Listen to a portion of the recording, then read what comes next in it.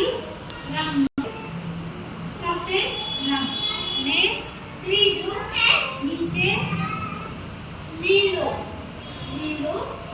રંગ છે. જ્યાં વચ્ચે શું છે?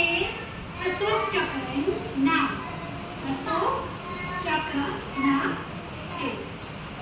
એમાં જે આ વચ્ચે એનો રાષ્ટ્રધ્વજનો આકાર કેવો છે?